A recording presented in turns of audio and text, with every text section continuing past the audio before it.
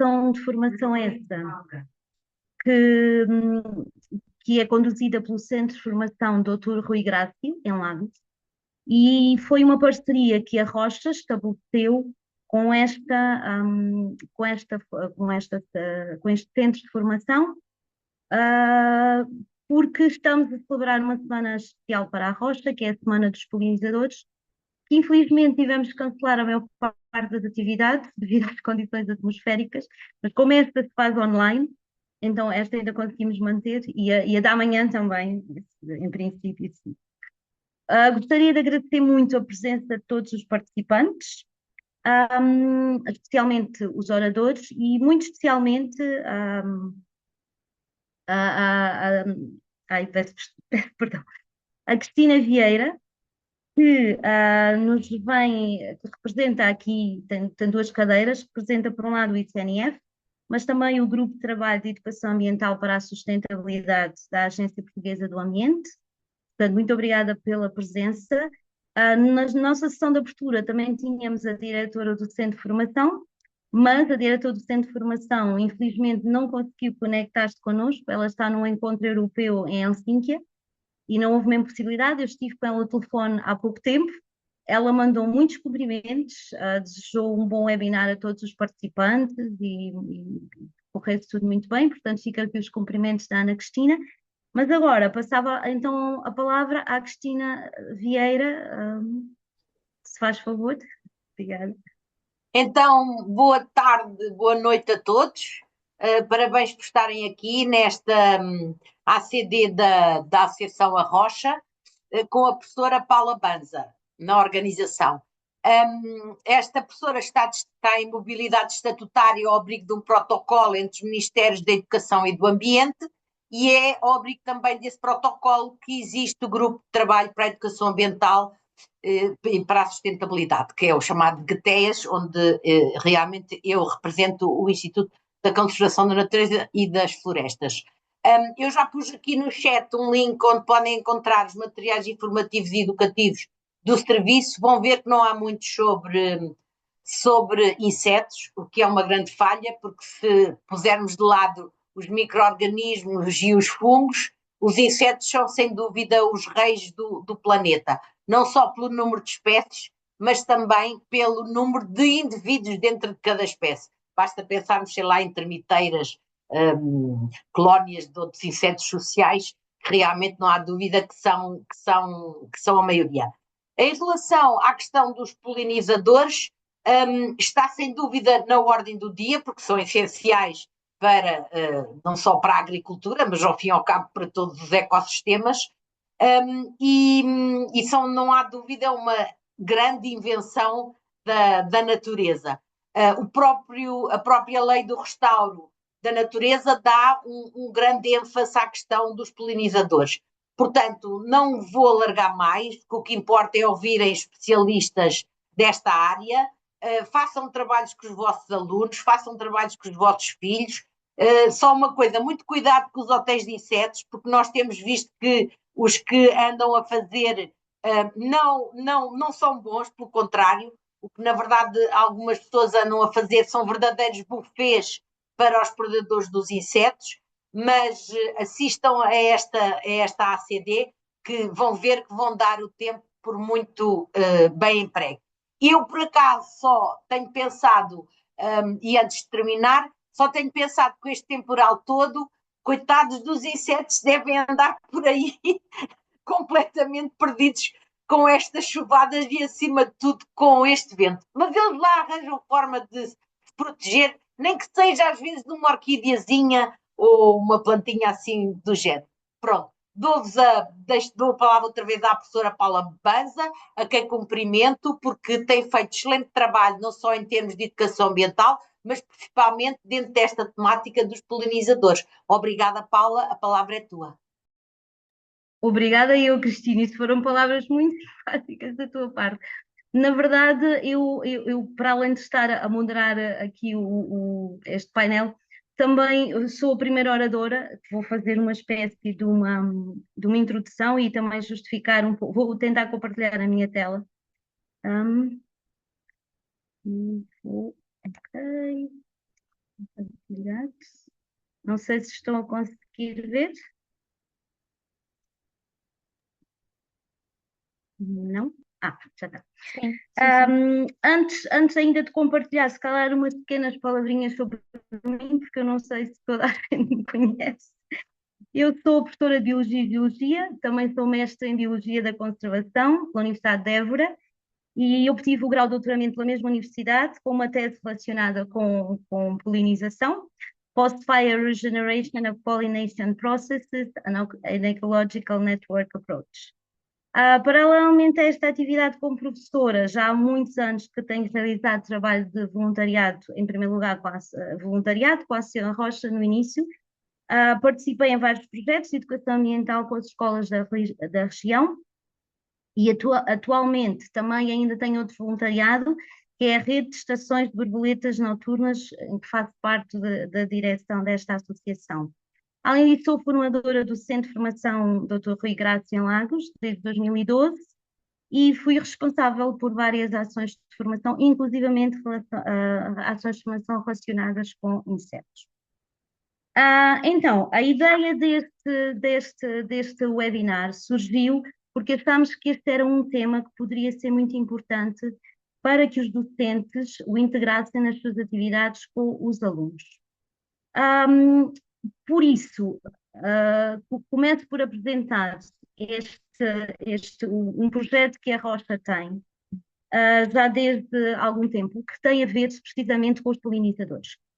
E porque os insetos? Porque, na verdade, a Rocha já desde os anos 90 que temos trabalho com os insetos, porque eles são responsáveis por uma grande variedade de papéis nos ecossistemas e também têm uma grande importância para os seres humanos, para além daquilo que se pensa sempre na polinização, mas eles também nos dão muitas coisas, muitos produtos e também ajudam no controle de pragas. Depois, porque eles são muito importantes, por exemplo, cerca de 90% das plantas com flor e 75% das plantas agrícolas são polinizadas por insetos. Também, como já se referiu, a polinização das plantas está relacionada com a produção, com a nossa segurança alimentar, com a produção de alimentos. Depois temos esta questão que a Cristina também falou, a questão relacionada com o grande declínio dos insetos, particularmente insetos polinizadores, e depois que são um grupo muito interessante e, na verdade, não é muito complicado fazer atividades com os alunos relativamente aos insetos, é até bastante estimulante. Por isso, em 2020, nasceu este projeto à descoberta dos polinizadores, que está vocacionado principalmente para a comunidade educativa, mas também temos várias atividades para a comunidade em geral, que eu passo a apresentar algumas delas muito brevemente. Estes são os principais objetivos deste projeto. Tem muito a ver com o complementar as ações educativas da sala de aula, portanto, é trazer os alunos para o ambiente, trazer os alunos para terem outro tipo de vivências e experiências ambientais. Também, ao mesmo tempo, que eles possam reconhecer a importância de alterar determinados comportamentos, conhecer a biodiversidade, a importância da sua preservação e tomar consciência da necessidade de mudança de valores, de atitudes face à natureza, face ao ambiente. Alguns dos temas que podemos abordar neste projeto são precisamente a biodiversidade, as relações entre os seres vivos, os serviços dos ecossistemas, como a polinização. Então, algumas das atividades que temos realizado, uma delas, em particular, é a observação de insetos polinizadores no campo, que são saídas de campo, e nós temos utilizado muito a Estação de Biodiversidade da Barragem da Bravura. Esta é uma parceria que temos com a Câmara Municipal de Lagos e tem sido muito importante, temos levado muitos alunos aqui a este local, que é um local muito rico com insetos. Como eu disse, neste momento esta parte está um bocadinho parada por causa das condições atmosféricas, mas vamos recomeçar agora, se o tempo permitir, em abril. Outra atividade, e isto aconteceu, por exemplo, na altura da pandemia, em que nós não conseguíamos sair com os alunos e quando íamos às escolas, então aquilo que fazíamos era apresentar apresentações em formato de PowerPoint ou fazer jogos ou alguma coisa que pudesse ser realizada em sala de aula. Portanto, esta é uma outra atividade que temos feito, estas palestras com os alunos. Talvez o nosso grande, a maior a bandeira deste projeto à descoberta dos polinizadores seja precisamente a Semana dos Polinizadores, e que tem sido esta semana. E nesta Semana dos Polinizadores, nós temos feito várias coisas, por exemplo, só para ter uma ideia, exposições, fazemos os passeios de observação. Esta é a quarta edição da Semana dos Polinizadores e nas anteriores 3 edições também tivemos sempre um webinar em que os temas foram variados, portanto, desde o primeiro, que era a ciência cidadã aos serviços dos polinizadores, ou então, no segundo ano, vamos conhecer melhor os polinizadores. O ano passado foi especialmente dedicado à agricultura, portanto, e este ano é dedicado muito à parte educacional. Temos também mantido o mercado da terra, que é uma oportunidade para os produtores, por um lado, falarem dos seus produtos e perceberem a importância que os polinizadores têm, precisamente nas suas atividades profissionais, e é muito interessante porque eles compartilham imenso as dificuldades e todas as questões à volta da produção de produtos, como, por exemplo, o mel. Também realizámos uma oficina de formação que foi dedicada a determinados grupos de recrutamento e em que tivemos a oportunidade de abordar várias temáticas, como a polinização do ponto de vista das plantas, as principais ordens de insetos polinizadores, como proteger, alguns exemplos de ciência cidadã, e depois também uma ida, obviamente, a observar polinizadores.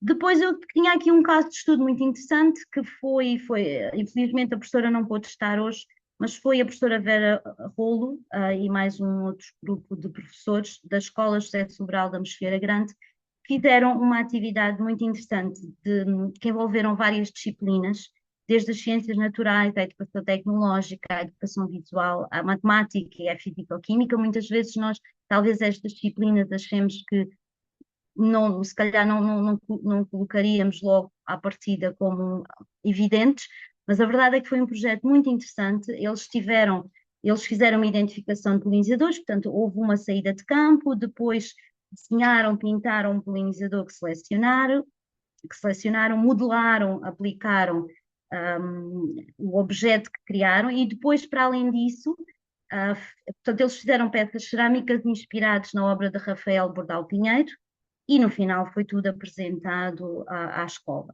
Portanto, tem aqui alguns exemplos, por um lado, das fichas de insetos que eles criaram, eles tinham que fazer a ficha, escolher um inseto e depois, portanto, tirar a foto, escolher um inseto, fazer a ficha do inseto e depois fazer a respectiva cerâmica. O trabalho final foi feito numa exposição coletiva em que toda a escola pôde visitar, mas aquilo que eu gostava de salientar era precisamente o trabalho dos professores, neste caso foi um grupo de professores, a satisfação, portanto, os resultados finais permitem concluir que, na verdade, houve uma grande sensibilização que foi demonstrada pelos alunos no respeito ao ambiente, um grande empenho, interesse, motivação dos alunos, uma criatividade muito grande no desenvolvimento da parte toda artística, para além da parte científica também, mesmo na questão da matemática, porque eles tiveram que contar os polinizadores, tiveram que fazer algumas coisas ligadas à matemática, e talvez, não sei se todos conseguem ler alguns dos testemunhos, mas eu achei interessante estes, por exemplo, o Pedro diz, quando identifiquei cientificamente os insetos com a ajuda das pessoas da Associação Rocha, senti que era um mini cientista. Depois, alguém que diz, as juntas de freguesia devem plantar mais hortas comunitárias e mais jardins para ajudar os insetos a ter alimento. Assim também podem vender os produtos às pessoas e termos legumes biológicos. Eu já sabia que os apicultores eram importantes, mas agora percebi que eles ajudam muito na construção de casas para as abelhas. Pronto, se calhar há aqui uma grande. Este testemunho é um testemunho muito abrangente. Há muitas preocupações nesta aluna, mas é interessante porque ela de facto apontou aqui algumas situações que são todas verdades, se calhar na mesma frase ficou um bocadinho, são muitas, mas são verdades importantes relacionadas com os insetos. Depois aqui o Manuel que diz que aprendeu com a vida de campo e com o trabalho científico, a questão de plantar mais flores silvestres no jardim, E depois os amigos vivem em apartamentos, mas também devem fazer o mesmo em vasos e nas varandas, porque os polinizadores são super importantes para o planeta e tem que haver plantas para termos comida. Portanto, eu penso que com estes testemunhos conseguimos perceber de verdade que eles compreenderam algumas das questões essenciais e mais importantes. E, essencialmente é isto que eu vos queria comunicar. Deixa-me só parar aqui. Pronto, obrigado. Interromper o compartilhamento. Eu acho que talvez, eu não sei se alguém tem assim alguma pergunta muito urgente, porque senão depois podemos deixar a parte das perguntas mais para o final, mas podem ir já apontando. Mas o que vos queria deixar mesmo eram os exemplos do que aquilo que se pode fazer, que já se fez e que ainda se pode continuar a fazer. E nesta continuação, temos os outros oradores que vão precisamente, espero eu, e tenho a certeza que sim, motivar os professores que aqui estão, os educadores, para continuarem a fazer atividades relativamente aos polinizadores.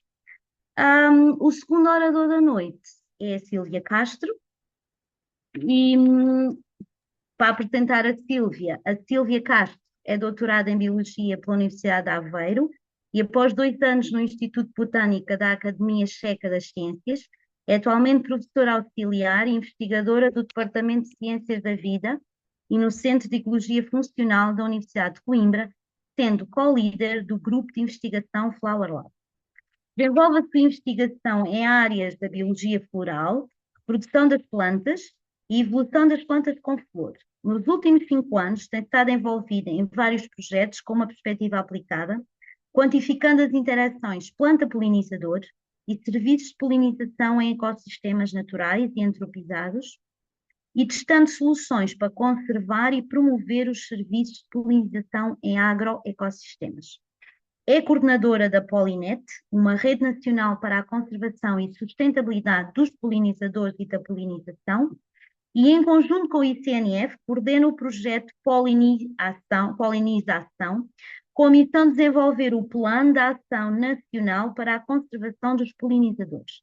Entre múltiplas iniciativas, a polinização, inclui atividades de disseminação e sensibilização, e também 2 iniciativas de ciência cidadã, o FitCount e o projeto do iNaturalist, polinização. Eu penso que é disto que a Sílvia nos vai falar hoje. Olá, boa noite, ou boa tarde. Muito obrigada, Paula, pela apresentação. Primeiro de tudo, começar por dar os parabéns pela iniciativa, por esta iniciativa, efetivamente, está participada, que é ótimo ver, uma sexta-feira a esta hora, é excelente, e agradecer o convite à Rocha e à Paula em particular por nos permitir também apresentar alguns dos projetos que temos em curso. Dois projetos em particular de ciência cidadã podem perfeitamente ser adaptados a algum contexto, não em sala de aula, mas desenvolvido pelos professores com os seus alunos no ambiente exterior. Eu agora estava a tentar, só um segundo. Ok, já estamos a passar. Pronto, eu acho que não necessitamos de uma introdução muito larga, todos nós percebemos a definição de polinização e a importância desta transferência do pólen de uma estrutura das anteras para a estrutura feminina, principalmente para a planta, que lhe permite a produção de frutos e de sementes, mas também para o organismo, para o polinizador, porque necessita dessas plantas para recolher alimento e ele próprio subsistir e produzir descendência. Ao mesmo tempo que sabemos da importância destes organismos, também sabemos que eles estão hoje em dia ameaçados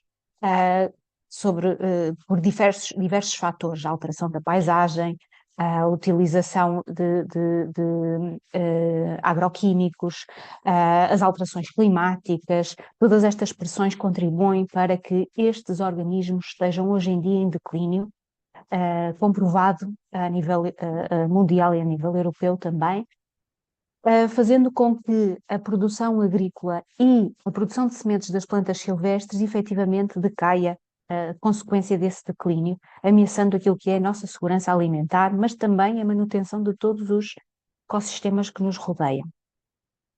É aqui que surge, é neste contexto que surge o projeto de polinização, um projeto que tem três grandes objetivos, centrados naquilo que é a construção do plano de ação para a conservação e sustentabilidade dos polinizadores no nosso território em particular. O primeiro objetivo centrado especificamente naquilo que é aumentar um conhecimento das nossas comunidades através do desenvolvimento de um programa de monitorização robusto que nos permita saber de que forma é que os polinizadores no nosso país estão a evoluir, incluindo as respostas às melhorias dos nossos habitats, como será depois da aplicação da Lei do Restauro da Natureza. Tem o objetivo principal de criar o plano de ação, ou seja, definir ações concretas para implementar pelos atores no nosso território, mas tem um último objetivo também de mobilizar e consciencializar a sociedade para a importância destes organismos, através fundamentalmente de iniciativas de disseminação, divulgação e projetos de ciência cidadã, que é sobre isto que vos venho falar hoje em particular. E dentro do projeto de polinização nós temos duas iniciativas em particular.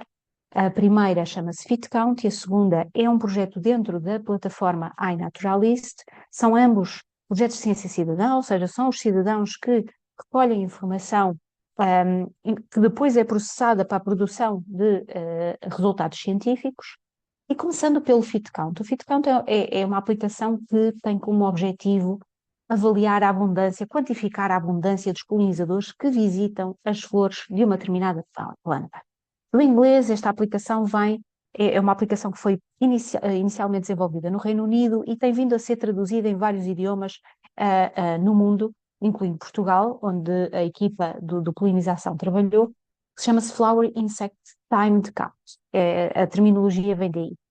E os cidadãos são envolvidos na recolha do número de insetos polinizadores que visitam determinadas flores, como eu já tinha dito. Pode ser desenvolvida em diferentes contextos, em saídas de campo, pelos próprios alunos durante o fim de semana, com a família, etc. Existem vários contextos onde pode ser explorada. E o que é que nós necessitamos? Nós necessitamos de algo extremamente simples. Primeiro, de instalar a aplicação no telemóvel, e basicamente precisamos de escolher uma planta em flor, determinar uma área de 50 por 50 centímetros, que inclui essa flor-alvo, e depois monitorizar o número de insetos polinizadores que visitam essa flor e que interagem com as estruturas reprodutivas dessa flor.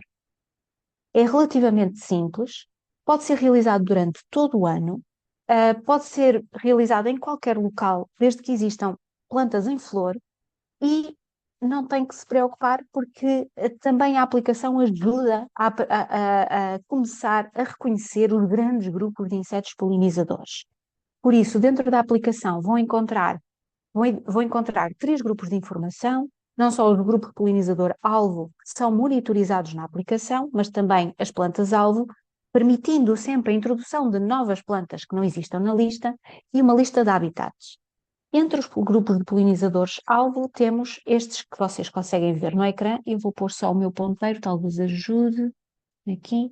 Então temos os abelhões, as abelhas do mel, vespas, moscas das flores, outras moscas, escaravelhos, borboletas, quer diurnas, quer noturnas, abelhas pequenas ou grandes, outros insetos pequenos, que são alguns organismos que são extremamente difíceis de identificar e podem corresponder a vários grupos e aí são colocados nestes grupos. Então, o utilizador vai encontrar um conjunto de informação, mesmo antes de iniciar qualquer monitorização, vai encontrar para cada grupo um conjunto de informação especificamente construída para a fauna que existe em Portugal sobre os organismos que vão encontrar, por exemplo, dentro das abelhas pequenas, com indicação dos órgãos que são importantes do corpo da abelha para identificarem alguns exemplos, etc. Aprendendo com todo este processo. Como é óbvio, ninguém almeja que aprendam com a aplicação a identificar grandes insetos. É uma primeira ferramenta para despertar a curiosidade dos cidadãos e dos alunos para repararem em determinados detalhes que virão a ser importantes na identificação do organismo. Depois temos um conjunto de plantas-alvo, existindo sempre a possibilidade de escolher outro e de indicar o nome de uma planta-alvo que queiram, e uma lista de habitats onde pode ser desenvolvida a atividade que tenta cobrir toda a possibilidade que existe no nosso território, uma vez mais, incluindo jardins da escola, etc. Na página da Polinet podem encontrar uma pestana especificamente dedicada à aplicação, onde vão encontrar o vídeo que eu não vou passar hoje, mas quem quiser aprender mais pode explorar, encontrará os guias da utilização do feed count, etc. E nós próprios estamos totalmente disponíveis caso tenham dúvidas, em qualquer momento. Por isso, nesta aplicação, eu desafio-vos a experimentar, primeiro a explorar os grandes grupos e a experimentar em terreno e, quem sabe, desenvolver alguma atividade específica com os alunos. O segundo projeto de Ciência Cidadã usufrui fundamentalmente de uma plataforma já pré-existente.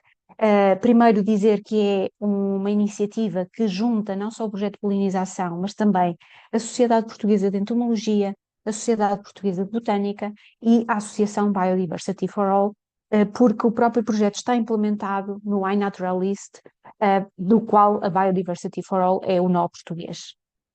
E por isso trabalhamos todos em conjunto no sentido de melhorar toda a ferramenta para obtermos informação naquilo que é as interações entre plantas e polinizadores. E, efetivamente, este projeto tem como grande objetivo monitorizar interações ou sinalizar interações entre planta e polinizador. E o que é que são estas interações planta-polinizador?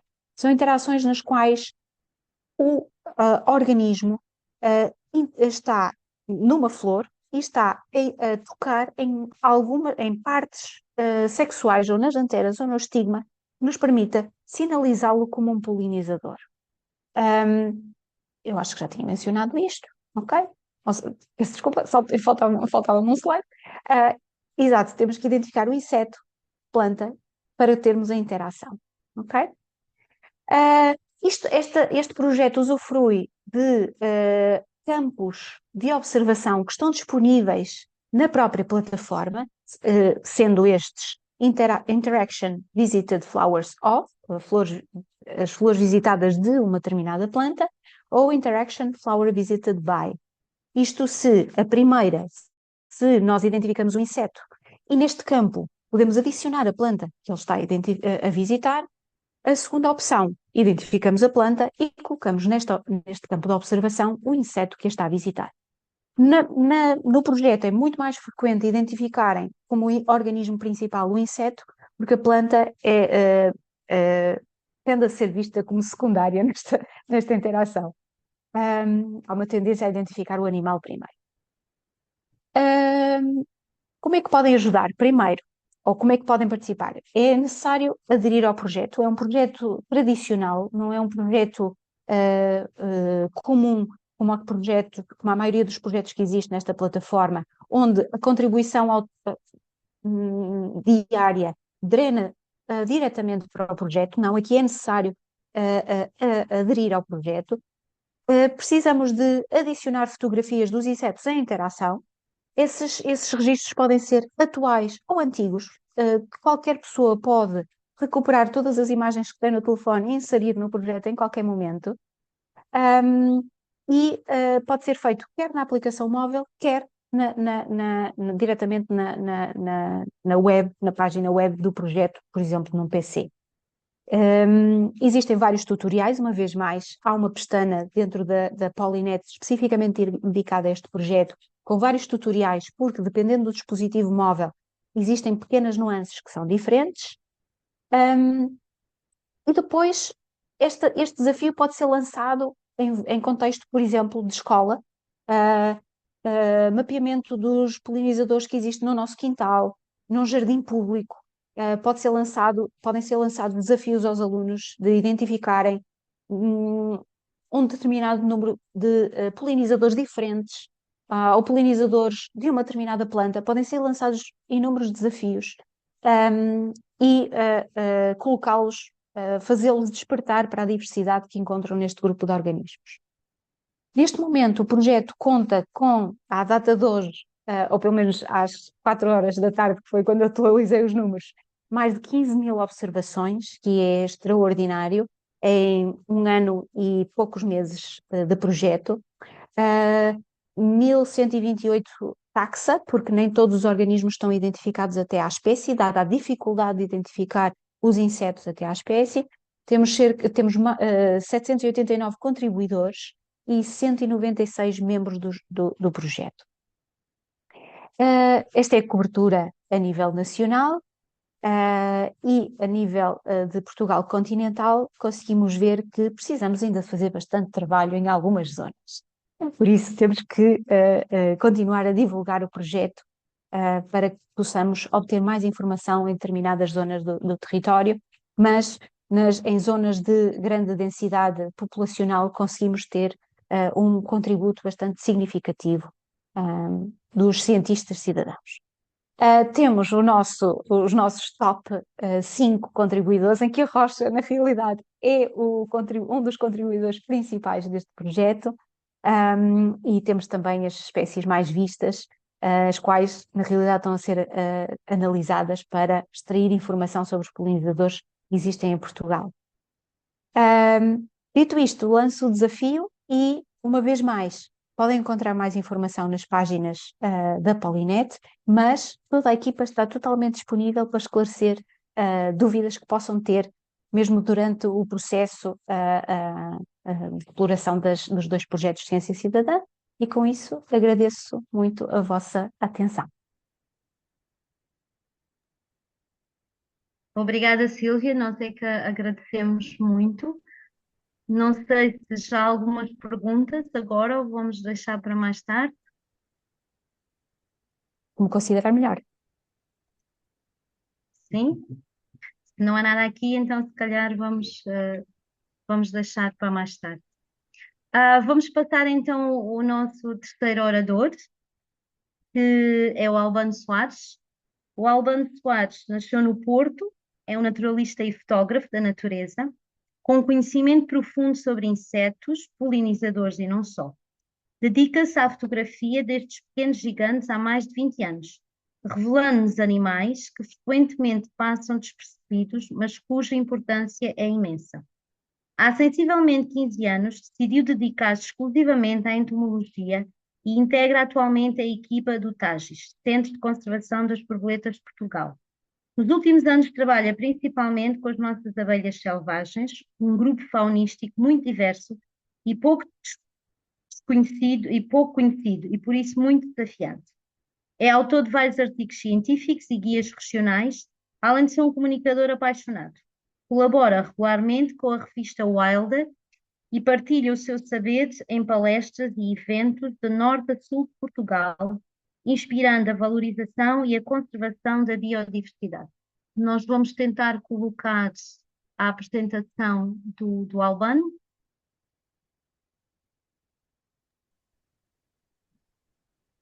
Boa. Sim? É isto, Albano? É isso. Eu só tenho uma pequena dúvida, depois sou eu que mexo as páginas ou são vocês, não é?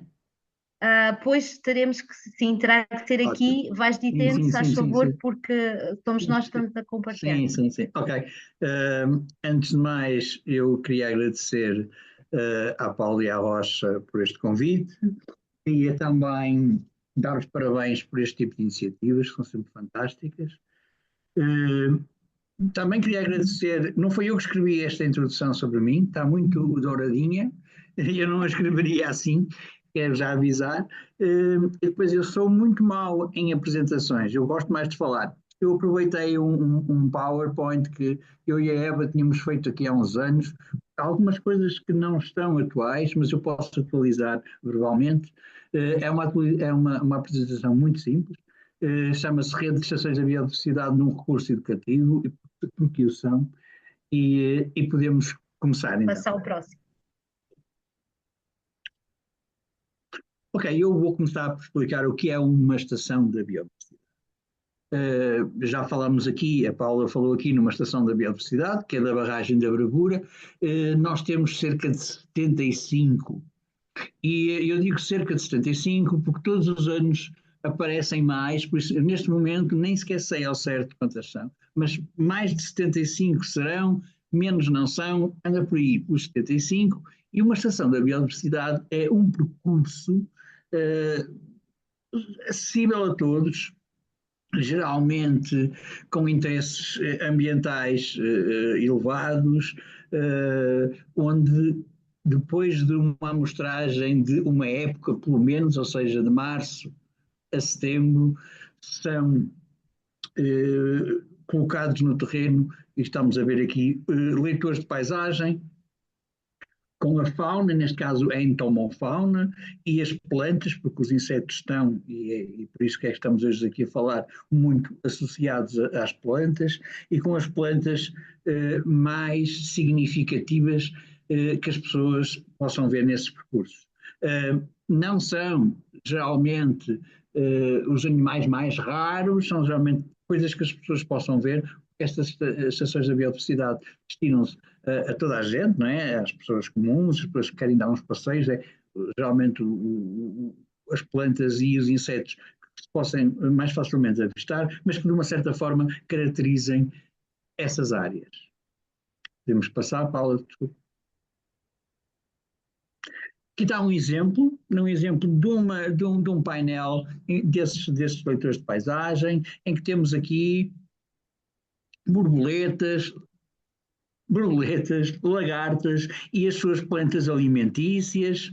Fazemos sempre esse tipo de correlações entre a planta e o inseto, cá está, sempre possível.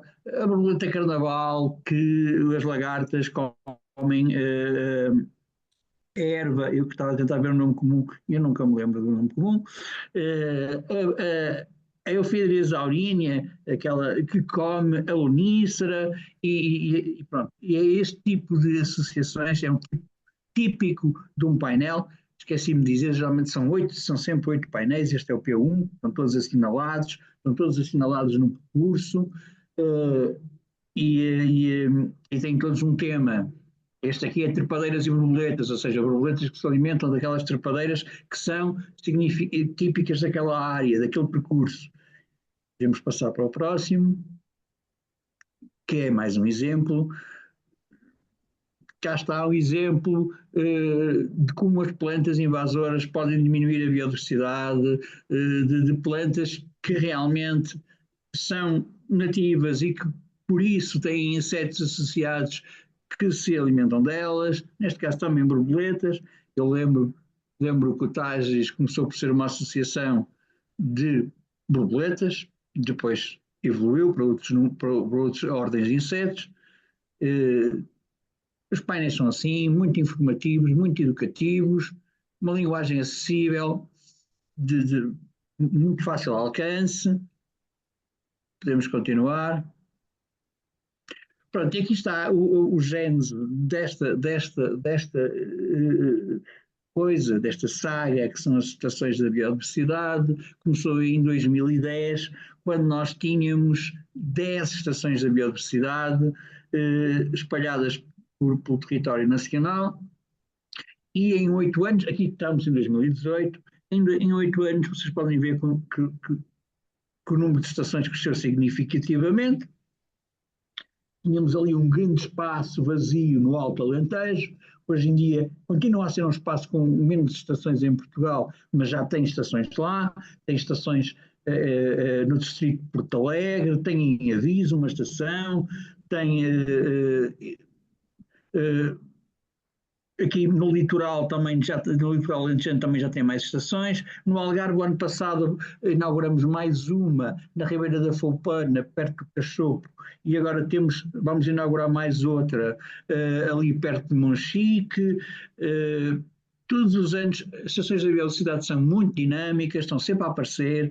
Para a semana nós vamos começar a mostrar mais uma estação em Cantanhede.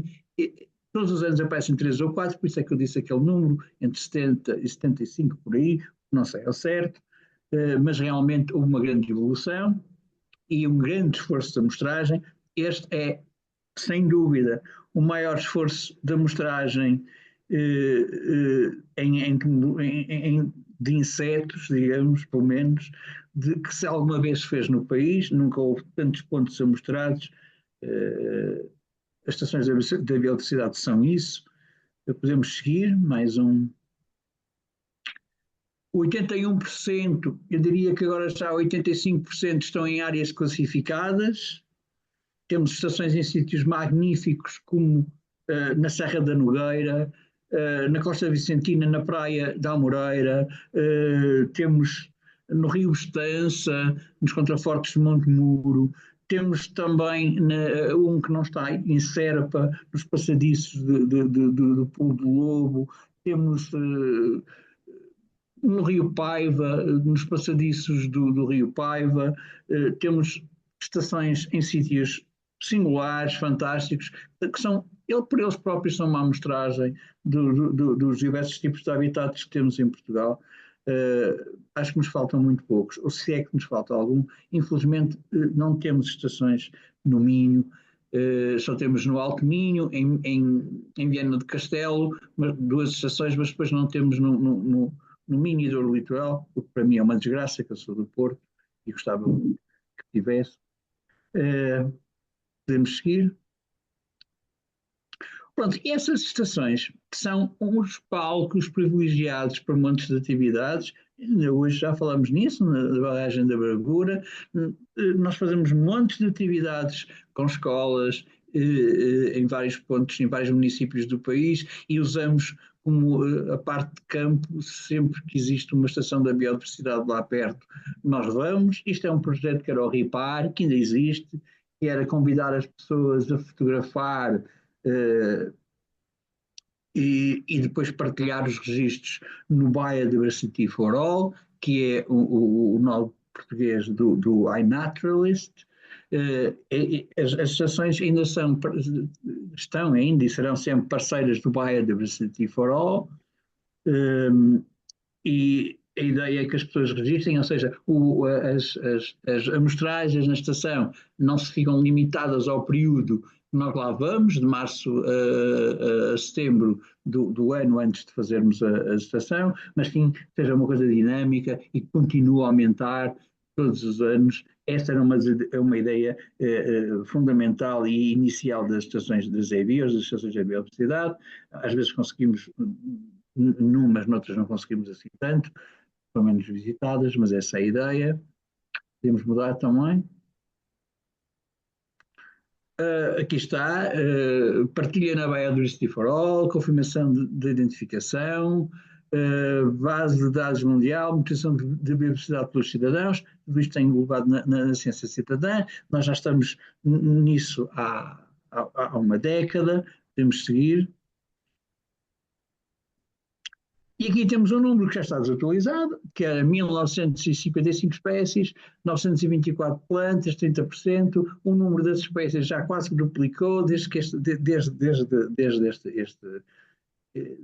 esta informação, e muito por causa das abelhas, porque nós, não só dos cirfídeos ou das plantas, o Tages, como eu disse, começou por ser uma associação muito ligada às borboletas. Depois de 2010 começamos a divergir e evoluir para outras ordens de insetos, como as libélulas.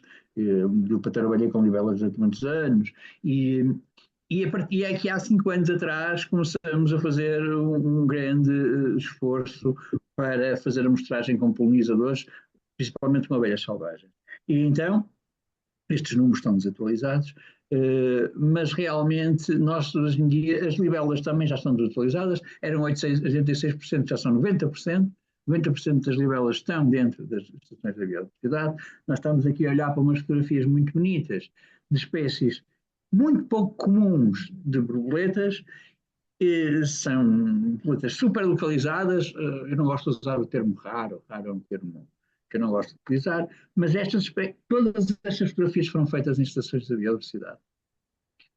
Nós temos cerca de 130 e poucas espécies de borboletas diurnas, e quase todas, menos 10, existem dentro das estações de biodiversidade. É uma coisa fantástica.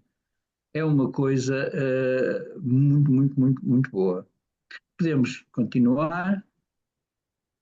Pronto, aqui estes números também: 300 painéis, 3 folhetos, três guias de campo, já não são três guias de campo, já são seis guias de campo, ou seja, fizemos mais três guias de campo depois desta informação e 24 folhetos digitais. Eu imagino que sejam mais também, mas não tenho essa contabilidade. Eu peço desculpa por não ter atualizado estes números, mas nós estamos com uma vida muito atrapalhada nos últimos tempos, porque isto é hora é dias de campo, é dias de muitas ações, de muitas atividades, de fazer guias e isso tudo, e com o tempo as coisas estão a ficar, mau tempo, as coisas estão a ficar complicadas, sempre que podemos temos que ir para o campo, e eu não tive tempo de atualizar esta informação, até porque eu também não consigo muito mexer nestas coisas, por isso. É por isso que não atualizei. Tenho-as na cabeça, mais ou menos, a ideia geral espero que passe, mas não consegui atualizar. As estações da velocidade, continuamos com números, ainda continuamos a ter lugares, 11 lugares sem registros e não conseguimos, isto é um número atual, infelizmente, 189 registros não é nada atual, 28 utilizadores, uma espécie nova para a rede, que tinha sido na altura o poliomatos tercites, uma fotografia de um dos grandes contribuidores para isto tudo, que é o Francisco Barros. O Francisco Barros toda a gente conhece, acho eu. Então, o senhor que trabalha no ICNF gosta muito de insetos, ele próprio é especialista num grupo de insetos, que são os gafanhotos e os grilos, os ortópodes, e ele faz grandes contribuições, e isto tinha sido na altura uma espécie nova, agora já apareceu noutros sítios, nomeadamente aqui em Louros. Mas podemos seguir, eu acho que isto já está. Pois, e muito obrigado pela vossa atenção, eu prometi-vos que ia ser rápido e fui. E pronto, a ideia é, fazendo um resumo, é que as estações da biodiversidade que continuam a aumentar, num ritmo mais calmo, houve anos tínhamos 5 e 6 novas, agora temos 2, 3, são um palco fantástico para a educação ambiental e agora são também, há 6 anos para cá, uns ótimos locais de amostragem para polinizadores e para falar de toda a gênese dos insetos polinizadores. Pronto, terminei. Muito obrigado. Obrigada, Albano. Não sei, tu tinhas enviado mais, era um mapa que querias Eu mostrar? tinha enviado um mapa que está aí, que era mais atualizado. Sim. Nós, mesmo assim... Sim, podemos passar. Só um bocadinho, paciência. Mas obrigada, Albano. Nada, esse mapa... Ok, pronto, como podem ver, este mapa ainda não é o último, mas já tem muitos mais quadradinhos, muito mais quadradinhos. Eu esqueci-me de dizer que existem quadradinhos e existem bolinhas. As bolinhas são biospots, que é uma versão mais curta das estações da biodiversidade, ou seja, são sítios onde não tem que haver um percurso de mais de 1 quilómetro, basta um percurso de 500 metros, nós pomos 2 ou 3 painéis, mas o princípio é exatamente o mesmo. É pôr painéis informativos sobre a entomofauna e a flora da região e também servem de palco depois a atividades. Muitas vezes essas atividades são os próprios municípios que as fazem e depois nos convidam-nos para guiar, outras vezes não precisam de convidar, não é? Como é óbvio, mas são geralmente os municípios. Às vezes somos nós que estamos a fazer formação nas escolas. Agora tivemos em Odmira uma semana de escolas e em Odmira temos uma EBIO, que está aí, que é a EBIO, uma estação da biodiversidade, que é a Ribeira de Turgal, e levamos para lá as turmas. Aproveitamos sempre as estações como palco privilegiado para esse tipo de atividades. E pronto. Era só. Ok, muito obrigada, Albano. Depois também vais ficar disponível com certeza para as questões. Estou aqui. Guardar para exatamente, depois. Muito. Está aqui a Cristina aqui a pôr. Exatamente. E antes do nosso último orador, eu tenho que é o João Nunes, eu tenho que enviar aqui um pedido formal de desculpas à rede de estações de borboletas noturnas, da qual eu também faço parte, mas os nossos cartazes, por lapso inteiramente meu, Não apareceu o logotipo da Rebne, portanto, estão aqui as minhas desculpas formais, isto não, não se justifica, mas aconteceu. De qualquer maneira, eu acho que o João está aqui na mesma, mesmo assim motivado para falar sobre o projeto Dar Nome à Traça, que é um projeto de ciência cidadã e que faz precisamente parte de um dos projetos da Rebne. João? Olá, boa noite a todos. Creio que me conseguem ver a apresentação, certo? Ok, perfeito. Antes de mais, agradecer a oportunidade de poder falar mais uma vez na Semana dos Polinizadores sobre um grupo de polinizadores, neste caso as brotas noturnas. Eu não vario muito a minha área de ação, ao contrário do Albano, que é muito holístico, muito eclético. Eu trabalho sempre com o mesmo grupo e até então ainda não me fartei. Quanto ao pedido de desculpas, não há problema algum, foi só uma nota que foi feita. Agradeço a nota e vamos falar então do projeto Dar Numa Traça, que projeto esse em que acho que o nome diz tudo. Este é um projeto coordenado pela Rede de Estações Brotas Noturnas para. O meu slide não está a avançar, não sei porquê. Ok, desculpem lá. Só para calibrar a contextualização de todos, quero só falar muito brevemente do que é a Rede de Estações Brotas Noturnas, projeto que lançou a iniciativa da Numa Traça e basicamente é um projeto de estudo, conservação e divulgação das brotas noturnas em Portugal, cujo cerne consiste no estabelecimento de uma rede de pontos de amostragem, de monitorização distribuídos pelo país continental e ilhas, coordenados ou mantidos por cidadãos voluntários e, portanto, mantidos através de um importante recurso que já falámos aqui várias vezes neste webinar, que é a ciência cidadã. Um, Isto um breve slide para quem quiser ter mais algumas notas sobre o projeto, sei, para ter alguma noção da escala temporal, mas dois pontos que eu destacaria aqui é que o projeto nasceu em 2021, na altura muito informal, entretanto formalizou-se como associação e é mantido pela associação homónima, mas destaco aqui o nascimento em 2024, ou o lançamento, talvez seja a melhor palavra, do projeto Dar Nome à Traça, e quero falar então um pouco da origem desta ideia.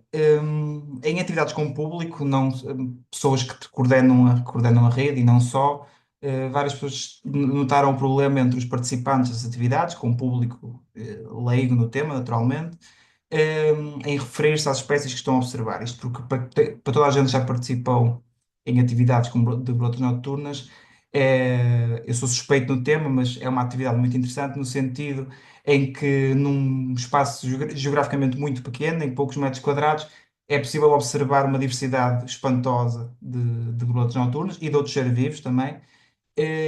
E entre esses seres vivos há alguns que se destacam pelas suas qualidades estéticas e muitas vezes as pessoas, especialmente as camadas mais jovens, querem se referir àquelas espécies, mas há uma limitação enorme em fixar os nomes, precisamente porque os nomes são em latim ou alguns são indecifráveis, completamente impossíveis de pronunciar.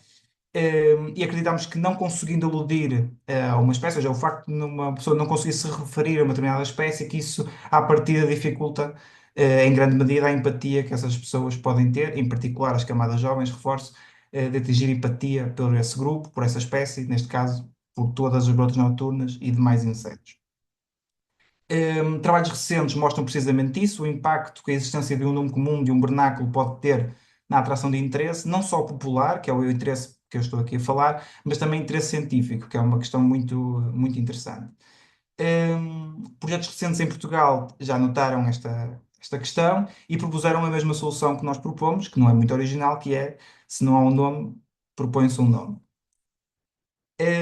Em suma, acreditamos que o grau de afinidade de naturalistas e do público em geral para com as espécies que observam e registram depende sempre também da existência de um nome comum, do vernáculo, isto é, de um termo pelo qual se possam referir a uma espécie, sem ser o científico, que é invariavelmente em latim ou latinizado. Sendo assim, então, em março do ano passado, em março de 2024, lançamos o projeto Arnoma Traça, em parceria com a revista Wilder e a Associação Biodiversity for All, o nome português do Anetra, que já foi referido também várias vezes aqui nas apresentações, e aqui a capa da Wilder, onde foi lançado o projeto. E basicamente o objetivo é definir uma proposta, e não passa disso, ou seja, uma proposta de nome comum para todas as macroborboletas noturnas de Portugal continental. Estamos a falar de um universo um pouco acima das 950 espécies. E eu aqui tenho dois números, precisamente para mostrar que este número está permanentemente a ser atualizado. Eu aproveitei um slide que tinha de uma apresentação do ano passado, quando na altura eram 954 espécies. Atualmente já são 958 e tudo indica que, com o passar do tempo, às vezes nem é preciso um ano, em poucos meses estes números estão sempre a aumentar. Portanto, é um trabalho que exige uma atualização constante.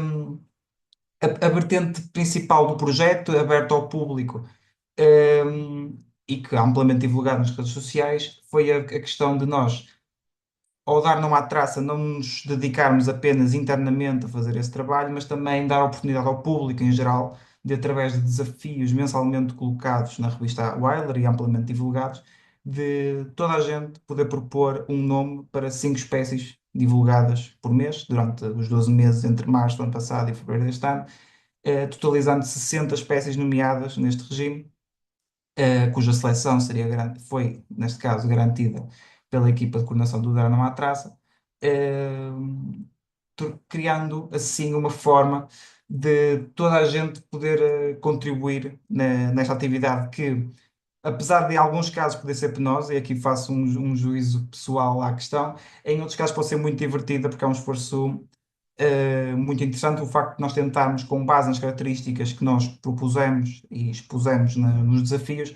dar nome a estas borboletas. Um,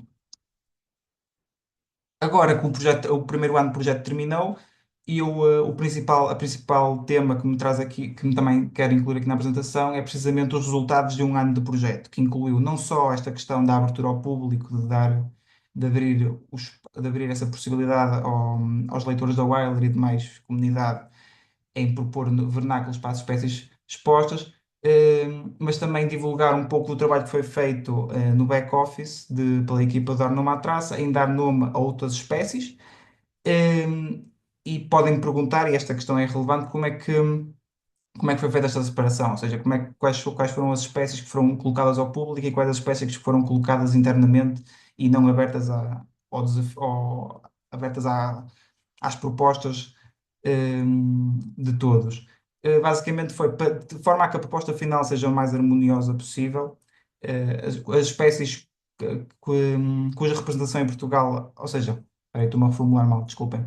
Os géneros representados em Portugal apenas por uma espécie foram colocados ao público, dessa forma não interferindo com a harmonia da proposta final, mas depois os géneros representados por mais do que uma espécie a nível nacional foram trabalhados internamente, de forma a que no final as espécies próximas estejam na mesma agrupadas de alguma forma, mesmo a nível dos vernáculos, para que no final tenhamos algo harmonioso e coerente ao nível das 950 espécies e não apenas uma mixórdia de nomes propostos, sem pensar em todo o panorama. Para além deste trabalho de proposta, foi também feito um levantamento dos vernáculos já utilizados e gostava de vos dar alguns exemplos, que acho que também isso acaba por ser a parte mais interessante do trabalho, mas isso nos slides seguintes. Em relação aos desafios, então, voltando ao início, das propostas dos desafios que foram colocados ao público, recebemos 413 respostas aos formulários, foram envolvidos no total 254 participantes e foram propostos mais de 2008 nomes para as 60 espécies que foram colocadas ao longo destes 12 meses. No gráfico podem ver a distribuição da participação ao longo do tempo. Houve alguns picos de atividade que nós não conseguimos decifrar, para além de serem felizes coincidências na divulgação dos formulários. Pronto, e acho que a participação agradou-nos bastante, principalmente olhando para o número dos 2008 nomes propostos, apenas para 60 espécies que foram disponibilizadas nesse sentido. Nos formulários também houve não só o apelo à participação e à proposta de nome para as 5 espécies colocadas mensalmente, mas também foi colocada uma pergunta, que era a primeira pergunta dos formulários, que é se as pessoas conhecem ou não algum nome para se referir à totalidade das brotas noturnas, ou seja, à totalidade do grupo faunístico. Acho que o termo mais popular ou nós achávamos, à partida, que o termo mais popular era o nome traça, e daí o projeto também se chamar Dar Nome à Traça. Apesar do projeto que lança o Dar Nome à Traça se chamar Rede de Estações de Borboletas Noturnas, porque inicialmente achámos que traça seria demasiado pejorativo para estar num projeto de motorização. Um, foi interessante ver que estávamos certos sobre a questão das traças, que as traças continuam a ser o termo mais popular entre, entre o público, porque pelo menos participou no Dar Numa Traça, naturalmente, seguida da palavra mariposas e seguida da palavra bruxas. Foram os três termos vencedores vencedores ou mais populares que obtivemos, pronto, o que é muito interessante. Ainda falta, pessoalmente prefiro traças e os resultados assim o indicam que entre mariposas e bruxas, entre estes três, traças continua a ser o mais utilizado, o que dá alguma coerência ao nome do projeto. Aqui alguns exemplos dos nomes selecionados, dos nomes propostos pelos público, que é a traça morcego para as Edson insulares, a pistácia para o Fius Adirhack e a traça à para de lápis. Eu particularmente acho muito feliz o nome a para de lápis por causa do padrão da borboleta, acho que lembra bastante o resíduo que fica depois de afiar um lápis. Aqui outros três exemplos. A traça tricolor, Pseudosarba bipartita e as saias verdes, a Pseudoepis prasinana, e também aqui o nome da falsa esmeralda, que é muito interessante ter sido dado por uma pessoa leiga no tema e que, de certa forma, realça o trabalho de exposição das características ecológicas e biológicas da espécie, porque olhando para a espécie, apenas para a imagem, não sabendo nada sobre ela, é difícil perceber qual é a origem do nome. A questão é que a espécie faz parte de um grupo de geometrídeos, que são estas borboletas assim eh, mais abertas, com que posiciona as asas de uma forma mais aberta. As suas congêneres são todas verdes e são conhecidas por noutras línguas como as esmeraldas.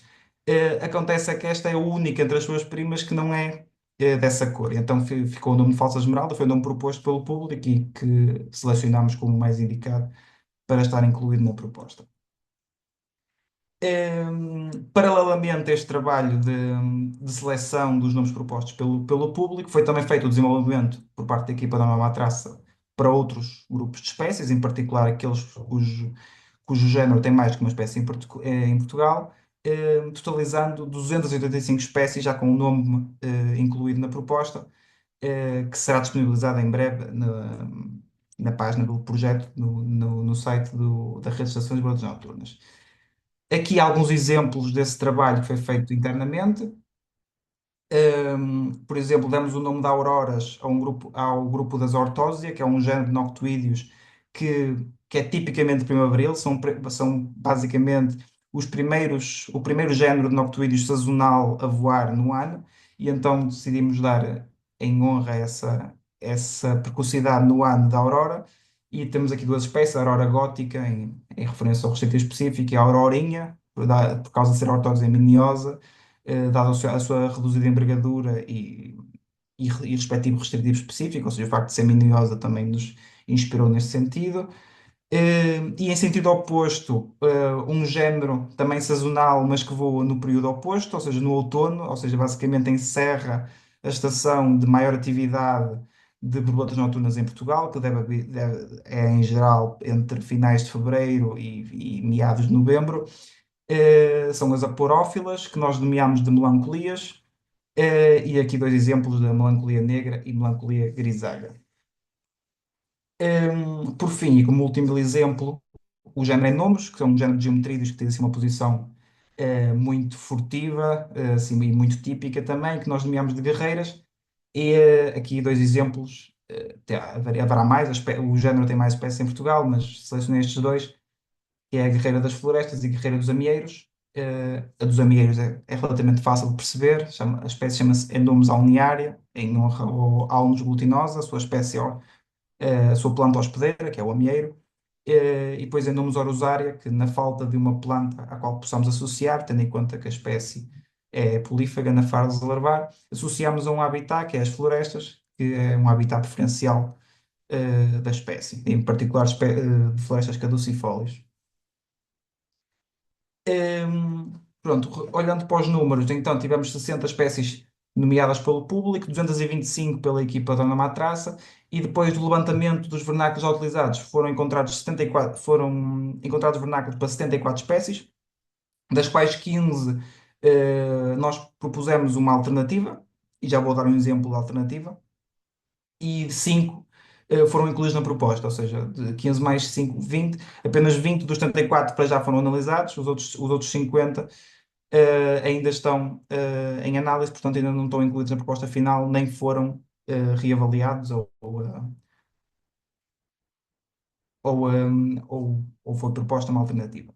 Aqui um exemplo que foi adotado, a esfinge ocelada, é um nome que já está presente no iNaturalist, não sabemos exatamente qual é que é a origem, portanto consideramos o iNaturalist como uma origem. Esfinge ocelada, esfinge já é um termo pelo qual todos os esfingídeos são conhecidos. Em Portugal já é um nome popular, não sabemos exatamente qual a origem.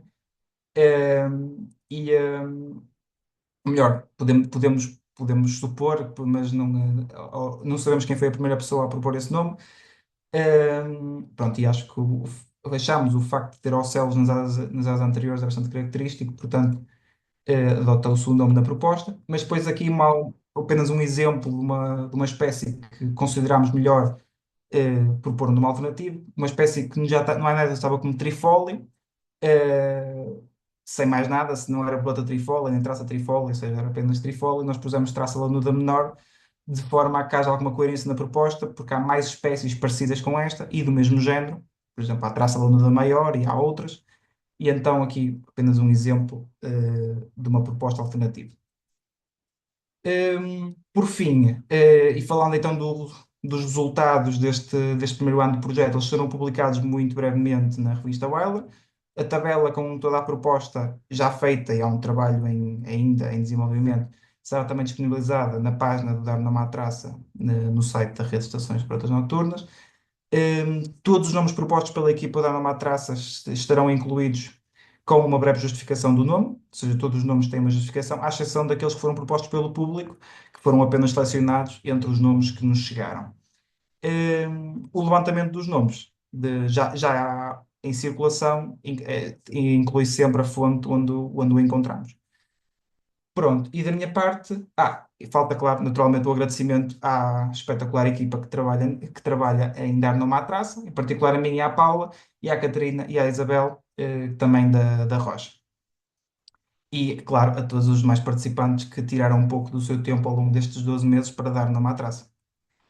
E obrigado a vocês pela atenção também.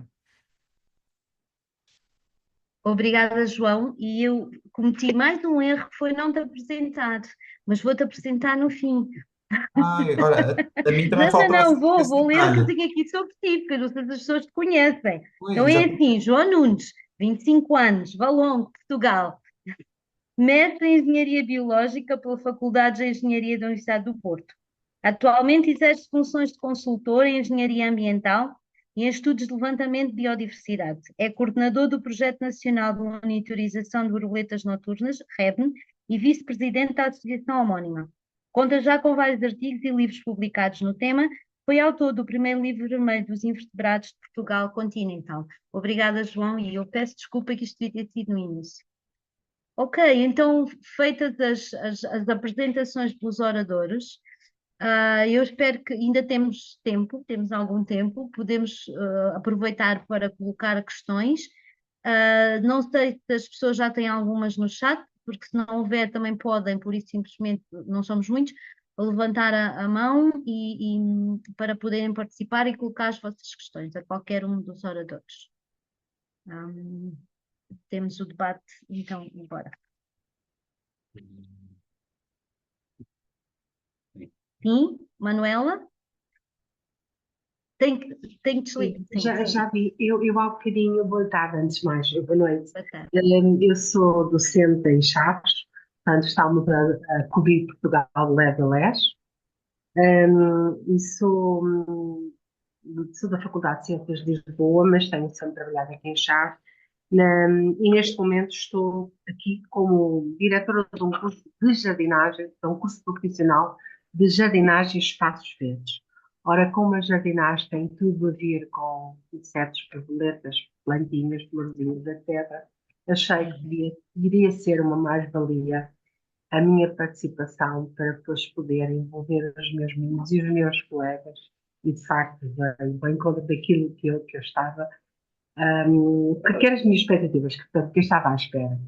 Eu há bocado coloquei uma questão, mas eu não sei se consegui enviar a questão ou não para vocês, que era aqui na região, se de facto só existia ali no Parque do Alvão, e depois confirmei por aquele último póster que mostraram que de facto havia em Lamas de Ulo, mas aqui em Chaves ou aqui na zona não há mais nada. Mas ali no Geoparque de Macedo de Cavaleiros não existe também. Eu não consegui ver lá no slide. Mas a minha pergunta era, independentemente de existir, o que é que nós, por exemplo, aqui em Chaves, o que é que nós, imaginemos, nós até a escola, podemos fazer, como é que nós iniciamos o projeto de vir também a ter um painel e uma pequena estação de biodiversidade. Nós temos a nível de insetos, não tenho noção, mas a nível de fauna, da avifauna, sim, nós temos um grande número já de espécies aqui identificadas, porque o Rio Tâmega, embora aqui em Portugal, na Zona de Chaves, não faça parte da Rede Natura 2000, em Espanha, aqui ao lado faz, e portanto nós temos de facto identificado já um grande número na área da avifauna. Mas a nível de insetos e a nível de plantas, portanto, que atraiam os polinizadores, não temos nada. O que é que nós podemos começar a fazer? Como é que nós podemos começar? Por exemplo, os meus alunos de jardinagem, os jardineiros, podem iniciar o projeto. Sobre as estações da biodiversidade, eu posso responder. Tem exatamente uma em Santa Combinha, que é Macedo de Cavaleiros. Sim, sim. Temos um manual, como referiu. Em Chaves, no Conselho de Chaves não temos, mas num conselho muito próximo, Conselho de Ribeira de Pena, Sim. temos amostragens de muitos anos. Infelizmente não temos muitas amostragens de polinizadores, temos de outros insetos, mas temos alguns polinizadores. Na altura não era esse o nosso objetivo. O que é que se pode fazer? É assim, pode-nos enviar uma proposta não, podemos nós enviar uma proposta, podemos também dar dicas sobre criar jardins para polinizadores. E nós estamos a começar a fazer isso. Aliás, já, desculpa interrompê-lo, Não, não, mas não. vamos ter até por causa do mel, que a nossa região tem imenso. Há Exatamente. bastantes produtores de mel, e vamos já no dia 28 de abril iniciar com uma pequena palestra, uma sensibilização para os nossos alunos relativamente a isso. Nós queremos alargar um bocadinho mais, irmos além do mel, porque eles são de facto são de grande importância no estabelecimento, portanto, Sim. daquilo que são os serviços dos ecossistemas, não é? Pode eventualmente, está aqui a Silvia Castro também falar com o Polinização. Eles também dão ótimos conselhos, nós somos parceiros. É assim, eu vou-lhe dizer, eu tenho muita pena de não ser, não conseguir ir para todos os lados. Eu tenho a Podia certeza vir a que Chaves, eu tenho a podia vir a certeza Chaves, já que é do Porto, e a Silvia da Sim, eu conheço muito bem Chave. Tenho um grande amigo que é de Vilarandelo.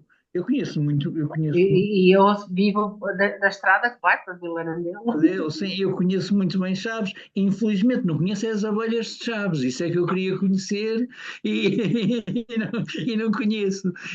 Gostava imenso de lá ir, tenho a impressão, aliás, nós os insetos somos assim, o João Nuno também adorava ir aí, certeza, meter aí umas luzes. Então, olha, fica já o convite. É uma zona fantástica, é uma zona que está aí Oh, muito perto de uma zona galega que é fantástica Exatamente, também. Que é exatamente. fantástica também. Manuela, Sim, eu peço desculpa de interromper, mas já viu aqui durante destas apresentações, tem aqui várias sugestões de participação em projetos. A Sílvia sim, falou de sim, sim, eu duas vou te pelo mandar. menos, e às vezes é começar devagar, começar com uma dessas e depois, a partir daí, construir com base nesse conhecimento. O João Nunes também falou, há sempre possibilidade de participar no Dar Numa Traça para propor nomes, mas também de montar mesmo uma estação de Estação borboletas geralmente, noturnas. Portanto, há muitas possibilidades. Tem aí os contactos todos. Acho Uhum. que pode, Sim, pode, eu mesmo que posso, esteja longe, não eu sei, posso esta é a minha explicar muito opinião. rapidamente. Desculpa interromper, só para não me esquecer, as estações são geralmente, pode falar com as autarquias, com o município, as estações Uhum. são geralmente o município que nos encaminha, porque são pagas pelo município. Depois nós mandamos uma proposta e depois fazemos. Eu sinceramente adorava que isso acontecesse, porque sabes, é outro daqueles buracos. Nós temos, em Abelhas temos montes de buracos. Tenho a certeza que em Borboletas também temos. Na altura, nas Abelhas é incrível. É, assim, é uma rede de buracos. E adorava ir para aí. Mas, olha, vou-lhe já Ok, dizer, mas acho que falar pelo já, João, mas o João é muito mais fácil, porque ele consegue lhe dizer o que é que tem que fazer para apanhar borboletas e identificar. Ao Ok. falar com a Sílvia, mais ou menos, mais ou menos. Há Ok, outra, Manuel, há outra obrigada. componente, Sílvia, há, sim. há outra componente que é muito importante, pelo menos ligada à jardinagem, é a importância de se pensar nas espécies que se podem implementar em jardins e jardins que possam ter espécies que florejam todo o ano, idealmente plantas autóctones, com néctar e pólen, e construí-lo com alguma espontaneidade também, não é? Incutir um bocadinho, deixarmos de fazer jardins todos relevados, verdes, gramão, e podermos introduzir elementos um bocadinho mais selvagens e presentes na região, ou seja, espécies da região, etc., que serão muito mais sustentáveis para manter a longo prazo e tudo. Ahm, e aí Nós também, temos isso. diga, diga. Não, acaba. Diz já Não tu. que, por exemplo, a Tages também tem feito alguma formação a esse nível de jardins para polinizadores, por exemplo. Nós, ano passado, no curso, estamos no quarto ano, portanto, ano passado tivemos o primeiro grupo de alunos que acabaram, e um deles fez um jardim sustentável. Foi terminado em mais ou menos maio, e lá está, com imensos alecrins, imensos, pronto, espécies autóctones. Sendo sustentável, tinha que se aguentar durante o verão, e o verão inchado não é propriamente brincadeira. E aguentou-se, só Claro. tivemos a perda de duas plantas. De Que resto, bom, aguentou-se, fantástico. ficando aguentaram-se, e encontramos há dias lá uma Vanessa Atalanta linda, linda, linda, linda, que nos andava a visitar. Mas, Foi. eventualmente, todos estes exercícios que propusemos, a própria exploração das interações, quer dizer, ligar o organismo à planta e descobrir a flora também da região e poder utilizar essa flora naquilo que é a construção dos jardins, eu acho que é algo que pode ser explorado também. Obrigada. Não sei se há mais alguma questão. Eu posso só dizer uma coisa. Eu tenho estado a pôr aqui uns links, espero que não levem a mal, era para tentar ajudar o Obrigada, Cristina. trabalho dos oradores.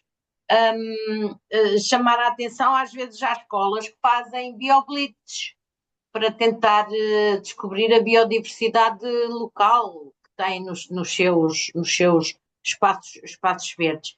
Isso poderá ser uma coisa interessante. Depois chamar a atenção que eu tenho verificado muita plantação de algumas espécies invasoras, como o cambará, agora falta-me o nome científico, e portanto cuidado quando forem fazer exatamente os jardins de polinizadores. Tenham atenção ao tipo de solo que têm, que isso é importante para saber que tipo de plantas é que vão lá ter e saber o tipo de rocha que está por baixo. Isso é essencial para que as espécies se mantenham. E depois tentar usar ao máximo plantas dessa mesma região, porque às vezes usar uma espécie, mas que venha de outro local, em termos de património genético, já poderá ser mais complicado, porque relembro que a biodiversidade tem a ver não apenas com a diversidade de espécies, mas também com a diversidade mesmo dentro da própria espécie. Eu não sei, ali a zona de Chaves, eu confesso, não conheço bem, só lá estive uma vez a ver aves, portanto não me sinto assim habilitada para dar sugestões. Claro que as labiadas, como a doutora Manuela falou e muito bem, que são plantas as chamadas aromáticas, são sempre plantas mais resistentes à falta de água. Aliás, é por isso que elas têm os aromas. Os aromas é uma proteção que evita exatamente a perda de água, cria uma atmosfera. Eu estou doente, tenho algumas dificuldades em encontrar as palavras, portanto, desculpem-me lá. Cria uma atmosfera saturada à volta da planta e evita a perda de água. Portanto, isso é sempre bom e atraem bastante as lavândulas, o rosmaninho é uma lavândula, o alecrim, tudo isso são espécies que atraem bastantes os polinizadores. Pronto, era só isso. Obrigada, Cristina. Mais alguma questão?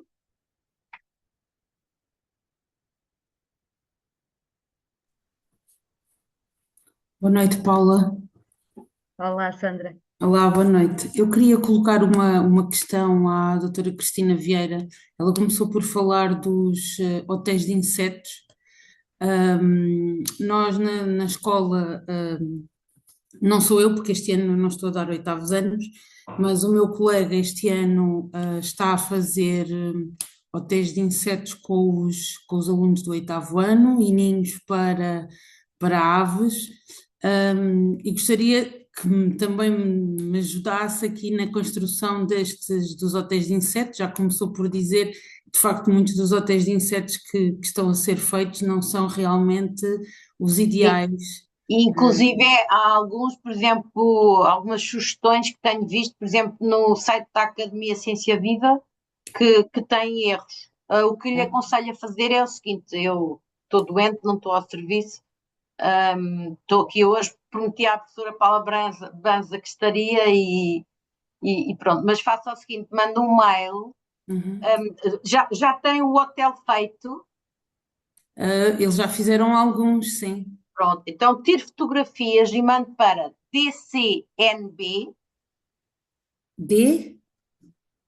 D de departamento, Sim. C de conservação, Sim. N de natureza e B de biodiversidade. Sim. Arroba Sim. ICNF.pt. Sim. Ok. Porque eu tenho uma colega que até está aqui a ouvir esta formação e que ela é mais especialista em insetos do que eu, e é com ela que eu tenho aprendido. E realmente uma coisa que temos verificado e às vezes até há concursos de hotéis de insetos e as pessoas tentam fazer hotéis muito grandes, o que devem ser feitos são hotéis pequeninos, cada um só para um determinado tipo de inseto, portanto só com um determinado tipo de abrigo, e é essencial a manutenção ao longo do ano, porque senão, portanto, quando não estão a ser usados, porque senão pode haver infecções nomeadamente por fungos, e estamos depois a fomentar algumas doenças que vão afetar os polinizadores. Mande, por favor, então as fotos, está bem? Ok, O obrigada. seu nome e a pedir algumas instruções sobre como fazer um bom hotel. Eu diria mais um alojamento local, acho que é preferível, um alojamento local para insetos. Em termos de ninhos, tome atenção também não só ao tipo de ninho, o que eu aconselho sempre é não pôr aquele pauzinho, porque às vezes quando se põe aquele pauzinho, os pardais utilizam mais esses ninhos, e muita atenção também à própria orientação onde vão colocar os ninhos. Eu sei que isto não tem a ver com polinizadores, desculpa lá, Paula, e tomem atenção se têm gatos no vosso ambiente escolar, porque os gatos trepam e vão lá, ok? Pronto, Ok, ficamos à obrigada. espera então do seu Obrigada, pedido. Cristina. Nada, querida. Ok, Albano. obrigada.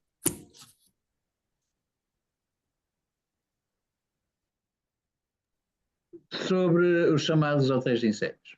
Eu trabalho mais com abelhas e o que é que se passa com os hotéis de insetos? Os hotéis de insetos são feitos para nós. Eu vou passar a explicar. As abelhas naturalmente não precisam dos hotéis de insetos. Nós precisamos de ter awareness, de ter consciência sobre que existem mais abelhas do que a abelha de mel, e é ótimo. Os hotéis de insetos são ótimos para essa situação, que é para mostrar às pessoas que existem outras abelhas e podem fazer. É Existem mais vários para a tipos, educação ambiental, é exatamente isso que a gente diz, podem, É, podem ser fantásticos. Existem um tipo de hotéis de insetos fantásticos, eu já fiz alguns, que têm canículas transparentes e podemos até abrir a mão portada e ver a evolução da abelha dentro dos outros insetos. Só que os outros insetos, como tudo, têm problemas, como a Cristina estava a dizer, e é assim, os outros insetos, para já só cerca de, nem isso, 25% de abelhas é que usam os hotéis de insetos. E depois, nós estamos a meter no mesmo sítio abelhas, espécies que de uma outra forma estariam a nidificar em áreas distintas, ou seja, duas ou três aqui e duas ou três 20 metros depois ou 10 metros depois. O que é que acontece? Quando nós estamos a juntar, a dar oportunidades de graça a essas abelhas, elas vão ocupá-las, mas depois vão atrair um número incrível de predadores e parasitas. E esses parasitas não vão ficar cingidos àqueles hotéis de insetos, vão se espalhar para o ambiente. Vai ser, ou seja, parasitas que ocupavam cerca de 0,5 ou 1% daquela área vão ser 2 ou 3 ou 4%. Isso vai ter um impacto. Além disso, vão também atrair predadores como pássaros que vão ver, como a vespa-velutina. A vespa-velutina adora hotéis de insetos. Se mete ali à volta e apanha bichos. Ou seja, devíamos parar de fazer hotéis de insetos? Não. Eles são necessários. São necessários para a educação ambiental, são necessários para mostrar.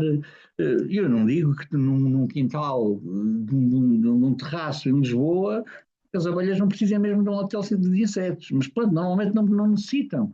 Existem árvores tombadas, existem canas, é preciso não limpar os terrenos. Eles são necessários para a educação ambiental. Como é que eles devem ser feitos? Devem ser pequenos, tipo caixa de sapatos no máximo e espalhados no terreno. 50 em 50 metros, 30 em 30 metros, é assim que devem ser feitos. E devem ser sempre pensados para a educação ambiental.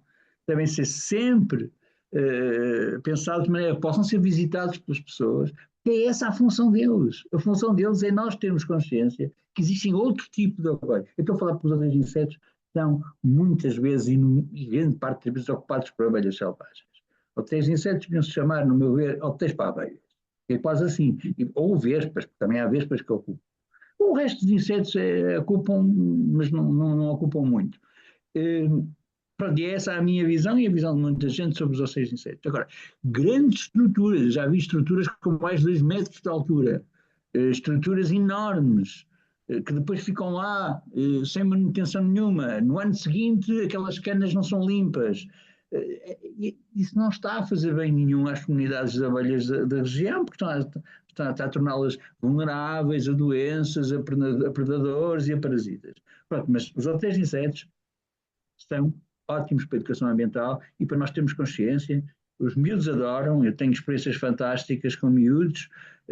Nós temos uns aqui em Oeiras que depois têm uma portinhola e têm tubos transparentes de acrílico, e aquilo é lindo de se ver, porque depois há abelhas que fazem células reprodutoras com folhas, com pétalas, a cor dos pólenes é fantástica, e isso é a principal função dos hotéis de insetos. Não é promover os polinizadores como, ou seja, promove-os dessa maneira, mas não como fossem coisas essenciais.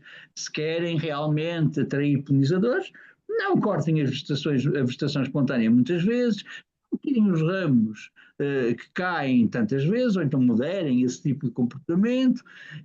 Isso sim, isso atrai, e aí sim estamos a fazer muito bem aos polinizadores. Os outros insetos são uma coisa bonita que nós temos para mostrar que existem outros polinizadores.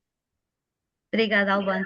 Mas eu acho que há uma coisa sempre muito importante quando nós fazemos qualquer ação de educação ambiental com os alunos, que é interrogar exatamente qual é o propósito e tentar perceber se esse propósito é apenas porque temos que cumprir um determinado programa, um determinado objetivo, ou se esse propósito pode ir um bocadinho mais além, até mesmo à própria alteração de comportamentos.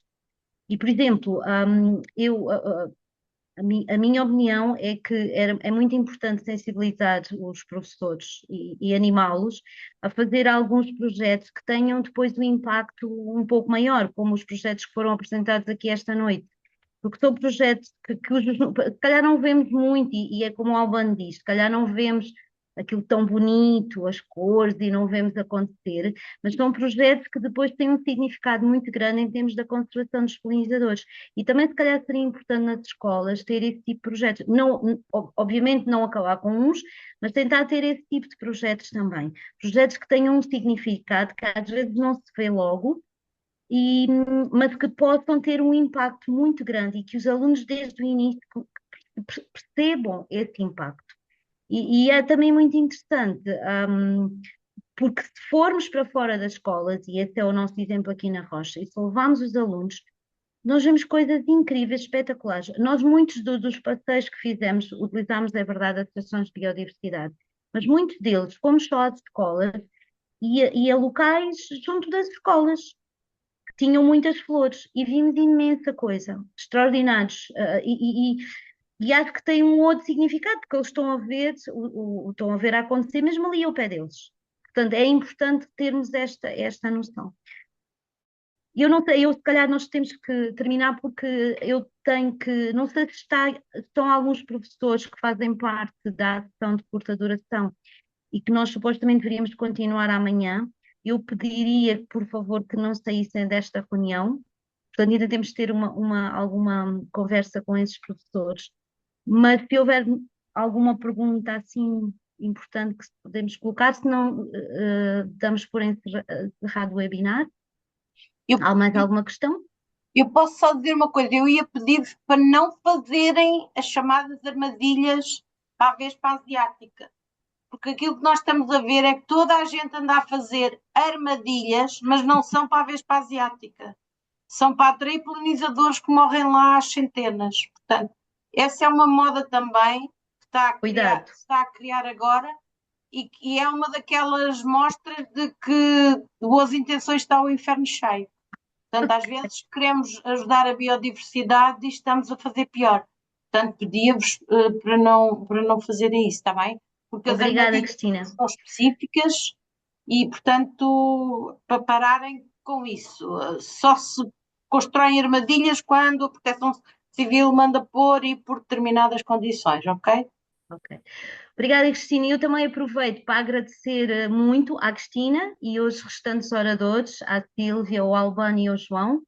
E muito obrigada a todos os participantes. Eu espero poder contar com a vossa participação noutras atividades e ficaram aqui com uma série de sugestões importantes, contactos, muitas possibilidades que eu espero que tenham ficado muito animados com esta questão toda dos polinizadores e dos insetos polinizadores e que isso possa ser transposto mesmo para as atividades com os alunos, que é isso que nós gostaríamos de que levassem daqui.